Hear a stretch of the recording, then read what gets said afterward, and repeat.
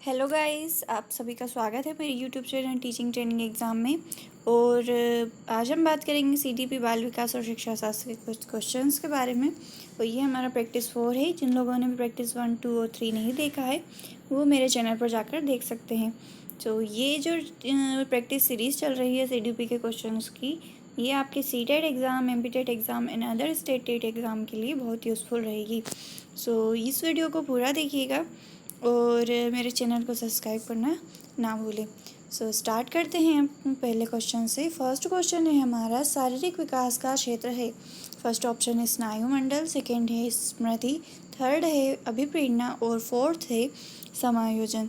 सो इस क्वेश्चन का जो राइट आंसर है वो है स्नायुमंडल। बिकॉज यहाँ पर पूछा गया है कि शारीरिक विकास का क्षेत्र क्या है, क्योंकि ये स्नायुमंडल है, ये न्यूरो सिस्टम से रिलेटेड है। मस्तिष्क के अंदर पाए जाने वाले तंत्रिका तंत्र स्नायुमंडल उन्हें कहा जाता है। सो ये शारीरिक विकास का क्षेत्र है। और जो अदर ऑप्शंस दिए हुए स्मृति, अभिप्रेरणा और समायोजन, ये तीनों मेंटल डेवलपमेंट से रिलेटेड है। स्मृति यानी कि मेमोरी, अभिप्रेरणा यानी कि मोटिवेशन एंड समायोजन यानी कि इक्विलिब्रियम। और ये तीनों चीज़ें जो है मेंटल डेवलपमेंट से रिलेटेड है। और ये जो स्नायुमंडल है ये शारीरिक विकास का क्षेत्र है। तो इस क्वेश्चन का जो राइट एंड अप्रोप्रिएट आंसर है वो है स्नायुमंडल। नेक्स्ट क्वेश्चन है हमारा, मूल्यांकन किया जाना चाहिए। फर्स्ट ऑप्शन है बच्चे, मूल्यांकन से बच्चे पढ़ेंगे। सेकेंड ऑप्शन है इससे बच्चों की उपलब्धि का पता लगता है। थर्ड ऑप्शन है बच्चों के सीखने के स्तर का ज्ञान होता है। और लास्ट ऑप्शन है शिक्षकों की उपलब्धि का पता लग जाता है। तो इस क्वेश्चन का जो राइट आंसर है वो है बच्चों को सीखने के स्तर का ज्ञान होता है। सो मूल्यांकन किसी भी विद्यालय में जो मूल्यांकन किया जाता है उसका मुख्य उद्देश्य यही होता है कि बच्चों के ओवरऑल डेवलपमेंट किया जाए और जो कमी है उन्हें उपचारात्मक शिक्षण के द्वारा उन्हें पूरी तरह दूर किया जाए और एक बेहतरीन एटमॉस्फेयर उन्हें प्रदान किया जाए। सो इस क्वेश्चन का जो राइट आंसर होगा वो मूल्यांकन की दृष्टि से बच्चों को सीखने के स्तर का ज्ञान होता है। और इस स्तर के ज्ञान के मापन के कारण ही हम उन्हें उपचारात्मक शिक्षण दे सकते हैं। उपचारात्मक शिक्षण यानी कि रेमेडिकल टीचिंग, जो कि आपने सुना ही होगा। नेक्स्ट क्वेश्चन है, शरीर के आकार में वृद्धि होती है। फर्स्ट ऑप्शन है शरीर के आकार में वृद्धि होती है क्योंकि। फर्स्ट ऑप्शन है शारीरिक और गत्यात्मक विकास। सेकेंड ऑप्शन है संवेगात्मक विकास। थर्ड ऑप्शन है संज्ञानात्मक विकास। और फोर्थ ऑप्शन है नैतिक विकास। सो इस क्वेश्चन का जो राइट एंड अप्रोप्रिएट आंसर होगा वो है फर्स्ट ऑप्शन, शारीरिक और गत्यात्मक विकास यानी कि physical and dynamical development. Because यहाँ पर पूछा गया है शरीर के आकार में वृद्धि। और ये जो तीनों ऑप्शन है ये सभी मेंटल डेवलपमेंट से रिलेटेड हैं और फिजिकल एंड डायनामिकल डेवलपमेंट हमारे शरीर के आकार में वृद्धि से रिलेटेड होते हैं। सो इस क्वेश्चन का जो राइट आंसर है वो है शारीरिक और गत्यात्मक विकास। नेक्स्ट क्वेश्चन है हमारा, मानसिक विकास को प्रभावित करने वाले कारक हैं। फर्स्ट ऑप्शन है वंशानुक्रम, सेकेंड है परिवार का वातावरण, थर्ड ऑप्शन है परिवार की सामाजिक स्थिति और फोर्थ ऑप्शन है उपरोक्त सभी। सो इस क्वेश्चन का राइट आंसर होगा उपरोक्त सभी। आप जानते हैं कि मानसिक विकास यानी कि किसी भी मेंटल डेवलपमेंट किसी भी व्यक्ति का वो वंशानुक्रम और वातावरण दोनों की अंतर्क्रियाओं के फलस्वरूप होता है। सो जो ये मानसिक विकास जो भी है ये इस वंशानुक्रम से भी प्रभावित होगा, परिवार के वातावरण से भी प्रभावित होगा और थर्ड यानी कि परिवार की सामाजिक स्थिति से भी प्रभावित होता है। सो ओवरऑल हम कह सकते हैं कि जो विकास होता है वो वातावरण एवं आनुवंशिकता का योग होता है और उनकी अंतर्क्रियाओं के फलस्वरूप होता है।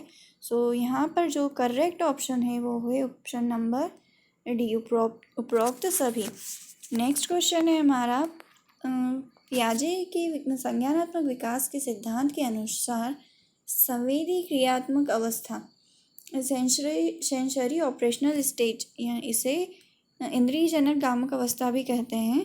सो इसकी जो है वो अवस्था कब तक होती है। तो फर्स्ट ऑप्शन है जन्म से 2 वर्ष, सेकेंड ऑप्शन है 2 से 7 वर्ष, थर्ड ऑप्शन है 7 से 11 वर्ष और फोर्थ ऑप्शन है 11 से 16 वर्ष।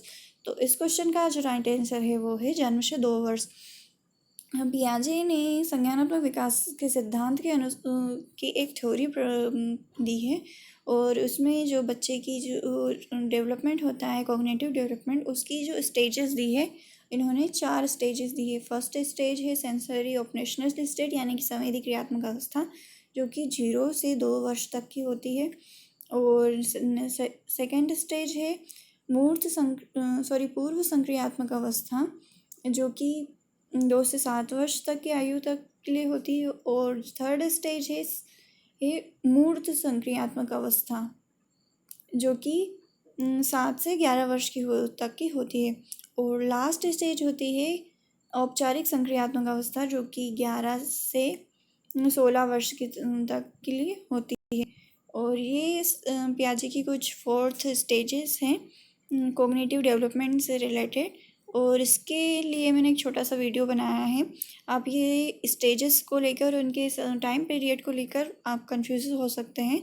सो इसके लिए एक छोटा सा वीडियो मेरे चैनल पे प्रोवाइड किया हुआ है, और उसमें एक छोटी सी ट्रिक के माध्यम से आप इनकी सारी स्टेजेस और इनकी जो आयु है वो उसको बहुत आसानी से याद रख सकते हैं। और पियाजे के जो क्वेश्चन है वो हर बार सीटेट के एग्ज़ाम में आते ही हैं, सो आप इसे देखना ना भूलें।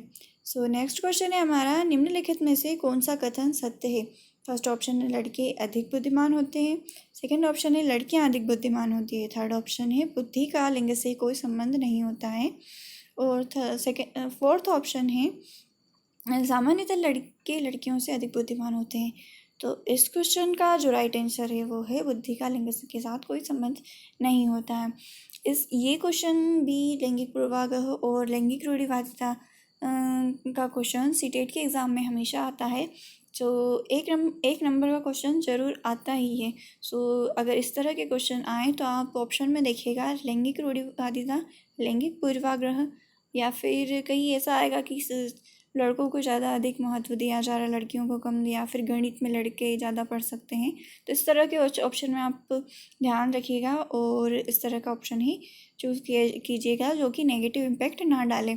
सो इस क्वेश्चन का जो राइट आंसर है बुद्धि का लिंग से कोई संबंध नहीं है। नेक्स्ट क्वेश्चन है हमारा, परामर्श यानी कि काउंसलिंग का उद्देश्य है। फर्स्ट ऑप्शन है बच्चों को समझाना, सेकेंड है बच्चों की कमियों का कारण का पता लगाना, और बच्चे को समायोजन में सहायता प्रदान करना, और लास्ट ऑप्शन है उपरोक्त सभी। सो आप सभी जानते हैं, आप सभी शिक्षक बनने जा रहे हैं, तो ये जो परामर्श होता है ये शिक्षक का मेन कार्य भी होता है, बच्चों को समझाना, कमियों को पता लगाना और समायोजन में सहायता देना। तो इस क्वेश्चन का जो राइट आंसर होगा वो है उपरोक्त सभी। तो परामर्श के अंतर्गत ये सभी कार्य आते हैं। ये निर्देशन और परामर्श से रिलेटेड टॉपिक है, और यहाँ पर काउंसलिंग यानी कि एक बच्चे को इंडिविजुअली कुछ समस्याओं से दूर करने के लिए उन्हें मार्गदर्शन प्रदान करना, और उन्हें समझाना, कमियों का पता लगाना और समायोजन में सहायता करना होता है। सो इस क्वेश्चन का अप्रोप्रिएट आंसर होगा option number D. Next question है, शिक्षा मनोविज्ञान की दृष्टि से निम्न में से कौन सा कथन सत्य है? फर्स्ट ऑप्शन है बच्चे अपने ज्ञान का सृजन स्वयं करते हैं, सेकंड ऑप्शन है विद्यालय में आने से पहले बच्चों को कोई पूर्व ज्ञान नहीं होता है, थर्ड ऑप्शन है अधिगम प्रक्रिया में बच्चों को कष्ट होता है, और फोर्थ ऑप्शन है बच्चे यथावत वही सीखते हैं जो उन्हें पढ़ाया जाता है। सो इस क्वेश्चन का जो राइट आंसर है वो है फर्स्ट ऑप्शन, बच्चे अपने ज्ञान का सृजन स्वयं करते हैं। सो हमारे शिक्षा मनोविज्ञान में एक बाल केंद्रित शिक्षा पद्धति लागू की गई है, जो उसके अकॉर्डिंग जो बच्चे होते हैं वो शिक्षा का केंद्र बिंदु होते हैं और अधिगम का भी केंद्र बिंदु होते हैं। शिक्षक जो होता है सुविधादाता के रूप में होता है और बच्चों की सारी परेशानियों को दूर करने का काम करता है। तो जो बच्चे होते हैं उन्हें इस तरह का परिवेश, इस तरह का वातावरण शिक्षक को प्रोवाइड करना होता है, सुविधा देना होता है, जिससे वो अपने ज्ञान को स्वयं सृजन कर सके। बच्चे अपने ज्ञान का सृजन स्वयं करते हैं, जो बच्चे स्कूल नहीं जाते हैं वो भी ज्ञानवान होते हैं। सो इस क्वेश्चन का जो राइट आंसर होगा वो होगा बच्चे अपने ज्ञान का सृजन स्वयं करते हैं। तो शिक्षा मनोविज्ञान के अकॉर्डिंग सबसे सही जो है वो है बच्चे अपने ज्ञान का सृजन स्वयं करते हैं। नेक्स्ट क्वेश्चन है हमारा, बच्चों में नैतिकता की स्थापना के लिए सर्वोत्तम मार्ग है। फर्स्ट ऑप्शन है उन्हें धार्मिक पुस्तक पढ़ाना। सेकेंड ऑप्शन है शिक्षक का आदर्श रूप में व्यवहार करना। थर्ड ऑप्शन है उनका मूल्य शिक्षा पर मूल्यांकन करना। और फोर्थ ऑप्शन है उन्हें प्रातःकालीन सभा में उपदेश देना। सो इस क्वेश्चन का जो राइट आंसर है वो है शिक्षक का आदर्श रूप में व्यवहार करना, क्योंकि जो शिक्षक होता है वो बच्चों के लिए आदर्श ही होता है। वो बच्चे उन्हें देखकर अपने व्यवहार को उनकी तरह बनाने की कोशिश करते हैं। वो आदर्श रूप में रखते हैं एक शिक्षक को, और उनके अकॉर्डिंग बच्चे